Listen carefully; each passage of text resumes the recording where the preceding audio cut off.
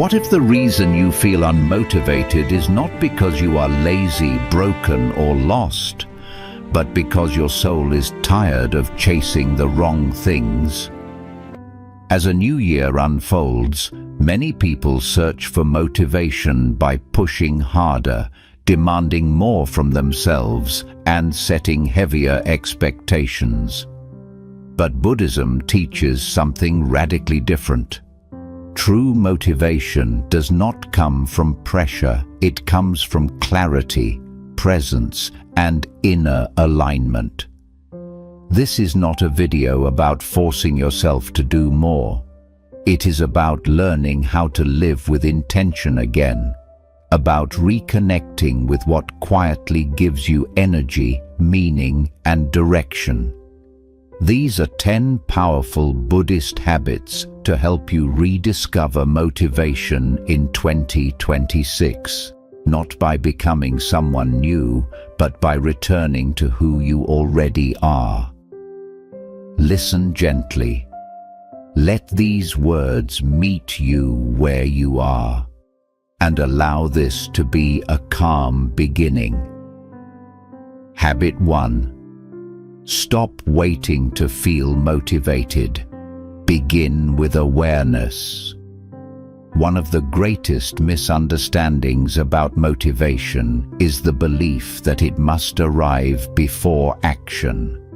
We tell ourselves, "When I feel inspired, I will begin." But Buddhism gently reveals a deeper truth. Motivation is not the starting point, it is the result. In Buddhist practice, awareness always comes first. Instead of asking, "Why am I unmotivated?" try asking, "What am I experiencing right now?" Fatigue, restlessness, boredom, fear. These states are not enemies, they are messengers. When you resist how you feel, motivation drains even faster. But when you observe your inner state without judgment, something subtle shifts. You stop wasting energy fighting yourself, and that saved energy becomes the seed of movement. The Buddha taught mindful observation, not to change the moment, but to understand it. Sit with yourself for a moment each day and notice, how does my body feel? What emotions are present? Where is my energy low, and why? You are not required to fix anything immediately.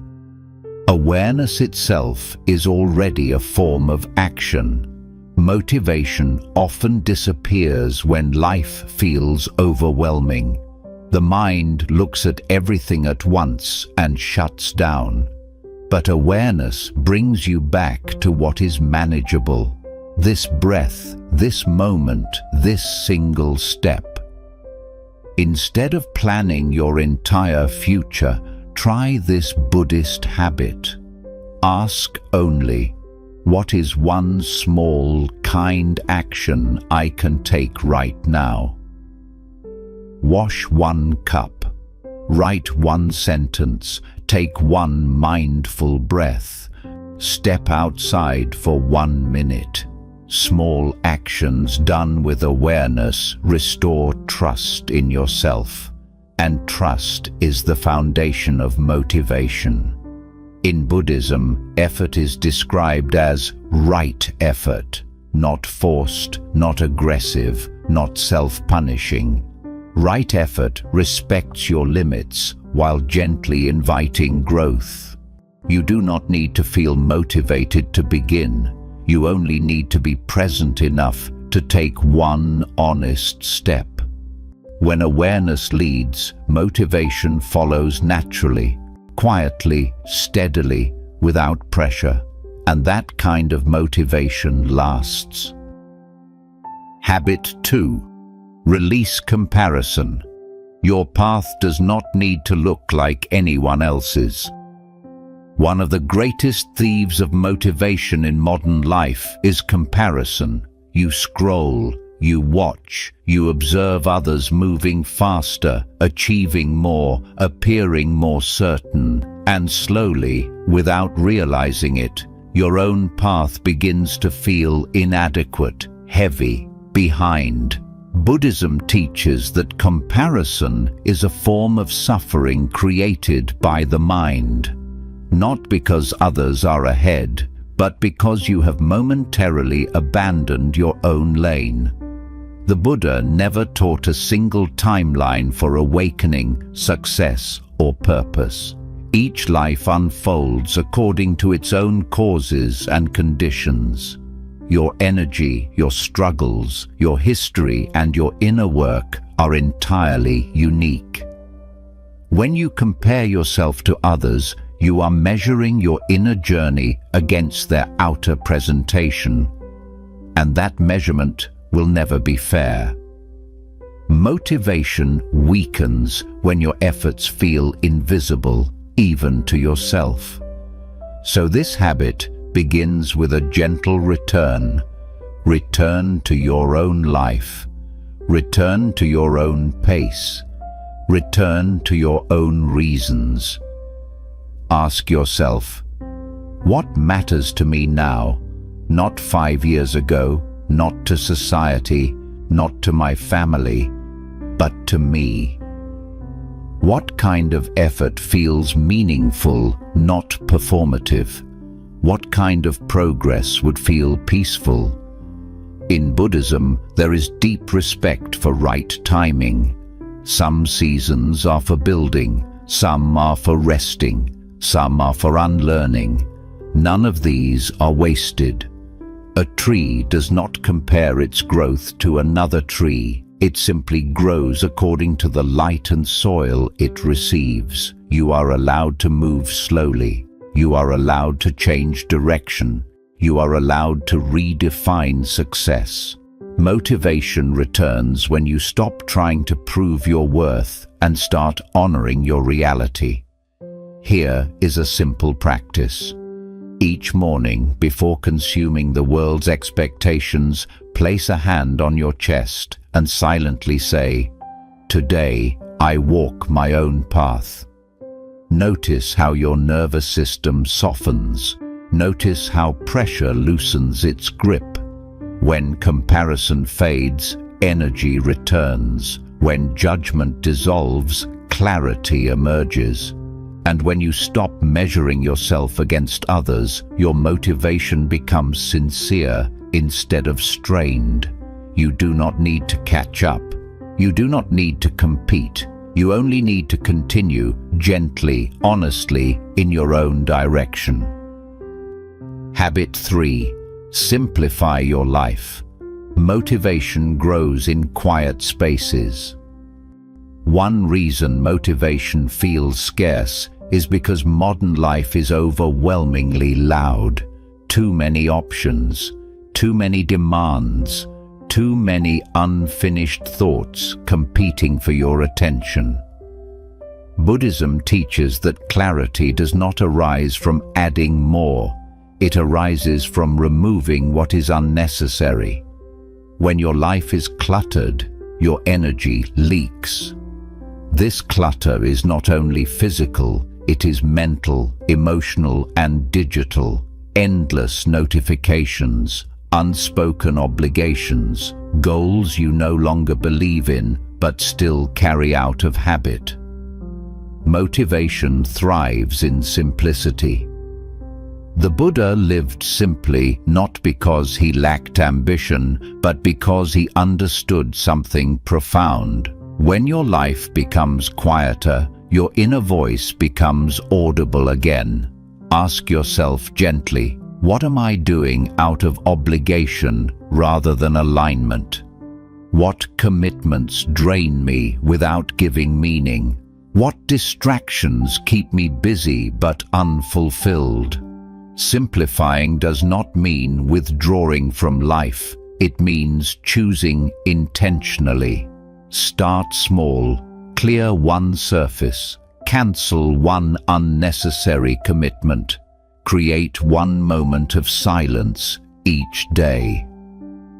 As space opens, motivation returns, not as urgency, but as clarity. When you are no longer overwhelmed, you can feel what truly matters again. In Buddhist practice, simplicity is an act of compassion toward the mind. A calm mind does not need to be pushed. It naturally moves toward what feels meaningful. Let 2026 be the year you stop crowding your life and start listening to it. Habit 4. Reconnect with purpose through service, not achievement. Many people lose motivation because they are chasing goals that only serve the ego. Status, validation, recognition. When these goals fail to satisfy, energy collapses. Buddhism offers a different source of motivation. Service, not self-sacrifice, not burnout, but meaningful contribution. When your actions benefit others, even in small ways, motivation becomes steady and grounded. You stop asking, "What will I get?" and begin asking, "What can I give today?" This shift changes everything. Purpose does not have to be grand, it can be simple. Listening fully to someone, doing your work with care, offering patience instead of irritation. The Buddha taught that right action creates inner harmony. When your actions align with compassion, motivation no longer depends on mood. Ask yourself, who benefits from what I do? How does my presence affect others? What kind of energy do I leave behind? Motivation rooted in service is resilient. It does not collapse when results are slow or praise is absent. You do not need to change the world. You only need to be a calming presence within it. When your actions come from care rather than ambition, motivation becomes natural and sustainable. Habit 5. Create a daily ritual that anchors you in meaning. Motivation does not survive chaos. It needs rhythm. In Buddhism, daily practice is not about discipline, it is about remembrance. Remembering what matters. Remembering who you are beneath the noise. A daily ritual grounds your energy. This ritual does not need to be long or elaborate. What matters is consistency and intention.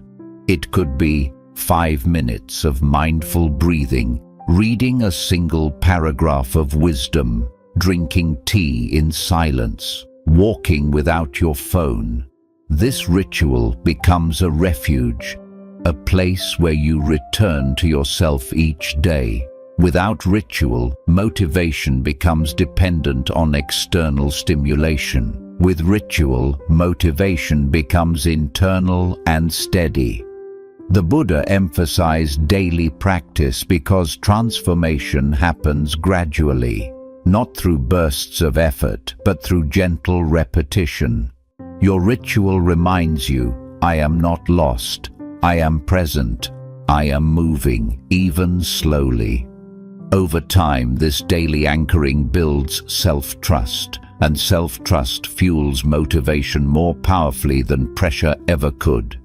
Choose one practice, protect it, let it be small, peaceful, and yours. Habit 6. Accept low-energy days without self-judgment. One of the quiet reasons motivation fades is not because you lack discipline, but because you are constantly at war with your own energy. You wake up tired, unfocused, or emotionally heavy. And instead of listening, you criticize yourself. You label the day as a failure before it has even begun. Buddhism teaches a gentler truth. Low energy days are not obstacles on the path. They are part of the path. Everything in nature moves in cycles. The moon waxes and wanes. The ocean rises and falls. Even the breath flows in and out. Yet many of us expect ourselves to be endlessly productive, endlessly motivated, endlessly strong. This expectation is not wisdom, it is resistance. The Buddha taught acceptance of reality as it is, not as we wish it to be. When energy is low, that is simply the truth of the moment. Suffering begins when we add judgment to that truth. Notice the inner voice that appears on difficult days. You're wasting time. You should be doing more. Others can handle this. Why can't you? This voice does not create motivation, it creates exhaustion. Acceptance does not mean doing nothing, it means adjusting your effort to match the day. On high energy days, you move forward with clarity. On low energy days, you conserve, restore, and soften. Both are acts of wisdom. In Buddhism, there is the concept of the middle way, a path between extremes, not forcing, not collapsing, just responding skillfully. When energy is low, the middle way might look like doing one small task instead of 10, or resting fully instead of pretending to work while resenting yourself. Ask yourself gently, what does my body need today? What is realistic, not ideal? What is the kindest next step? Low energy days are often invitations to listen, to slow down, to notice emotions that have been ignored, to heal rather than push. Many people lose motivation not because they rest too much, but because they never rest without guilt. Rest taken with awareness is not laziness. It is maintenance, it is preparation, it is respect. The Buddha did not teach constant striving. He taught balance. He taught compassion toward the body and mind. When you meet yourself with patience instead of punishment, motivation slowly rebuilds from the inside. Here is a simple practice for difficult days. Place a hand on your chest, take one slow breath, and silently say, "This too belongs." Belonging does not mean liking how you feel. It means allowing it without adding shame. When you stop fighting the moment, energy stops leaking. In 2026, let your motivation be flexible, not rigid. Let it rise when it can and rest when it must. You are not behind because you are tired, you are human. And when you treat yourself with the same compassion you offer others, motivation no longer feels like something you have to chase. It becomes something that returns naturally, quietly in its own time. Habit 7. Align your actions with your values. Motivation follows meaning. Motivation weakens when your daily actions drift away from what your heart truly values. You may stay busy, productive, and outwardly functional, yet feel strangely empty or resistant inside. Buddhism teaches that this inner resistance is not a flaw, it is wisdom trying to redirect you. When your actions conflict with your values, energy fades. The Buddha emphasized right intention, the inner alignment behind every action. Without clear intention, effort becomes draining. With intention, even simple actions feel meaningful. Ask yourself honestly, what do I care about at this stage of my life? What qualities do I want to live by? Kindness, honesty, calm, contribution, freedom. Where am I acting out of habit rather than truth? Many people feel unmotivated not because they lack discipline, but because they are investing energy into paths that no longer reflect who they are becoming. Your motivation is not broken. It is asking for realignment. This habit invites you to gently examine your life without judgment. Notice which activities give you a quiet sense of rightness and which leave you feeling tense or depleted. The body often knows before the mind does. In Buddhism, ethical living is not about rules, it is about harmony. When your choices align with your values, the mind settles. When the mind settles, motivation flows naturally. You do not need to overhaul your entire life. Begin with small adjustments. Speak more honestly in one conversation. Say no where resentment has grown. Dedicate time to what nourishes your spirit, even if it feels modest. Motivation rooted in values does not depend on praise or results. It endures because it feels true. Try this reflection. At the end of the day, ask yourself, did I act in a way that respects who I am? If the answer is yes, even a difficult day becomes meaningful. In 2026, let your motivation come from integrity rather than pressure. When you live in alignment, effort feels lighter, direction becomes clearer, and your energy stops being scattered. You are not here to do more. You are here to live truthfully, and truth has a quiet, steady power that never runs out. Habit 8. Make friendship with discipline. Gentle consistency creates freedom. Many people struggle with motivation because they associate discipline with punishment, with force, with harsh self-control. Buddhism offers a softer understanding. Discipline is not about controlling yourself, it is about caring for yourself. In Buddhist practice, discipline exists to reduce suffering, not create it. True discipline is gentle consistency. It is choosing to show up, even imperfectly, because you understand the value of continuity. Motivation fluctuates. Discipline remains not rigid but reliable.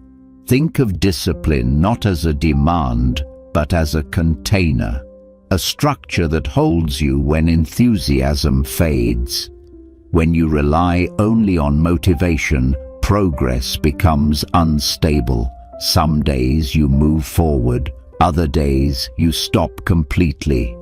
But when discipline is rooted in compassion, you continue, slowly, peacefully, without drama.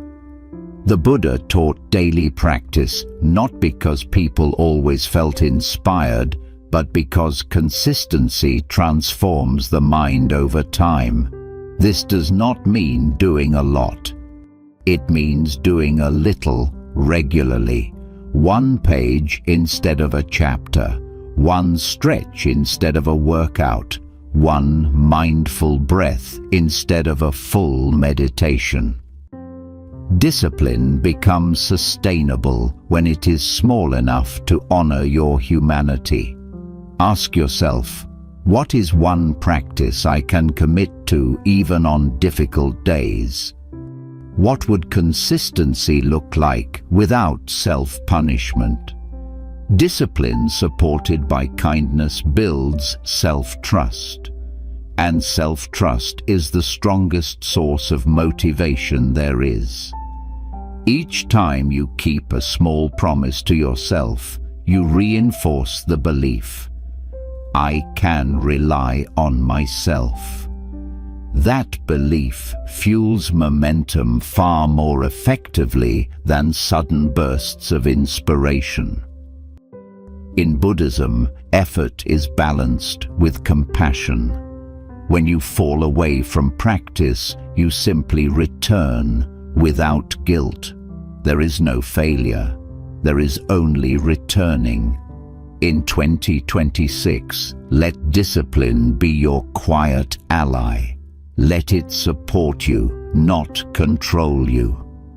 When discipline becomes an act of care, motivation no longer feels fragile. It becomes steady, it becomes grounded, and it carries you forward, one gentle step at a time.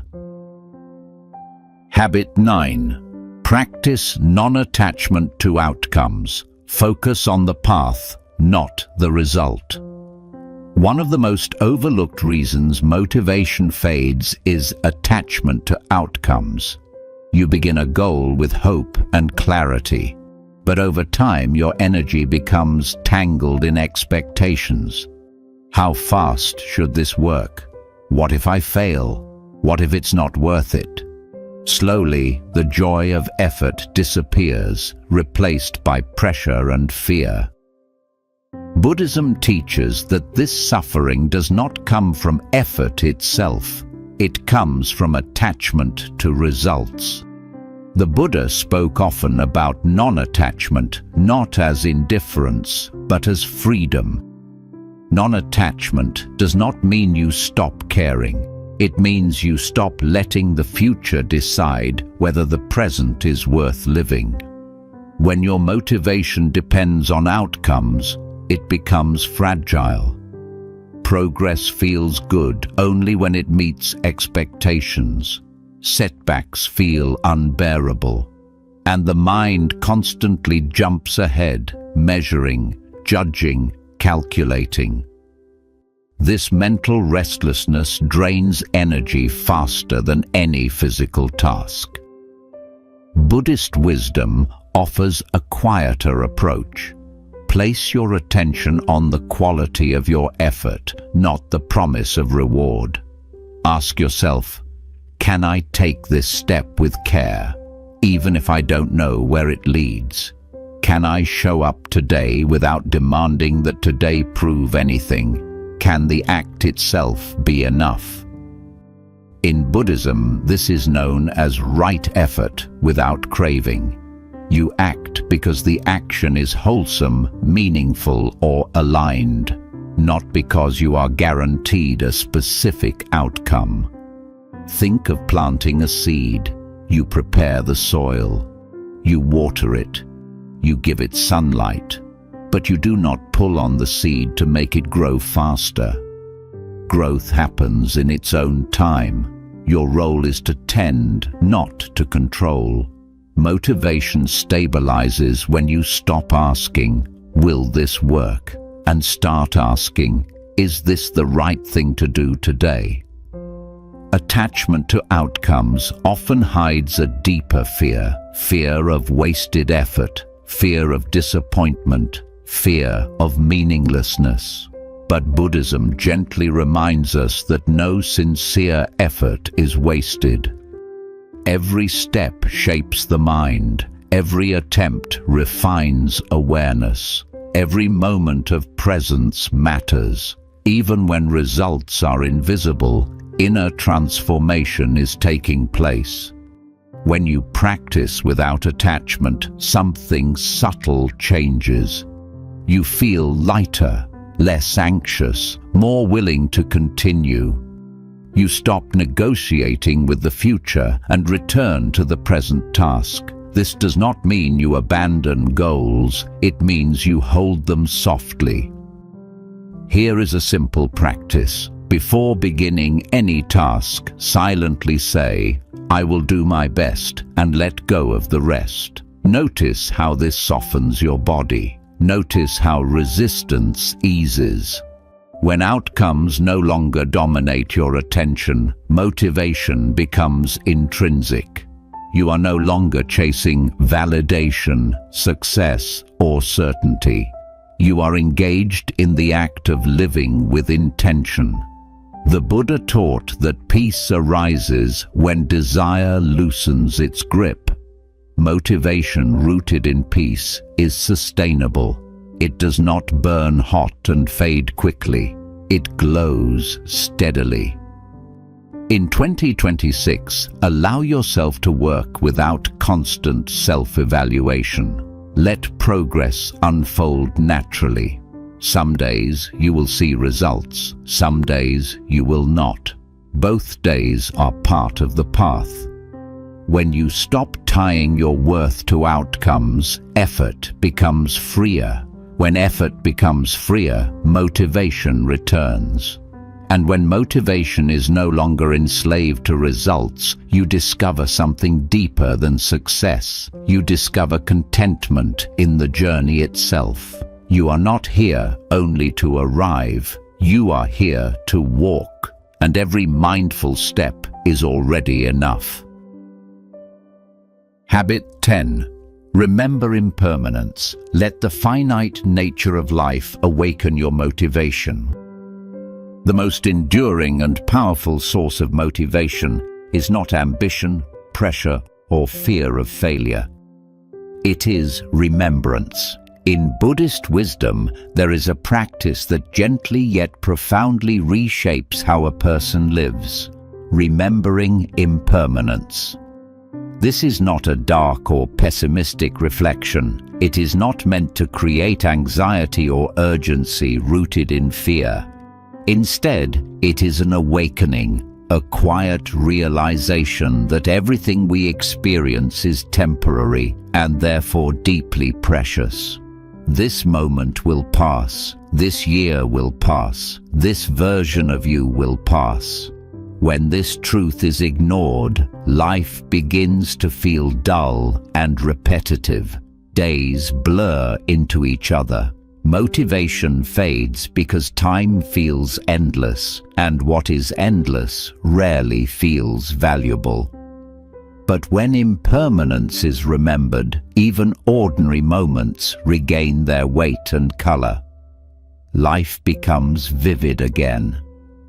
The Buddha taught that awareness of impermanence brings the mind fully into the present moment, not into worry about tomorrow, not into regret about yesterday, but into the living reality of now.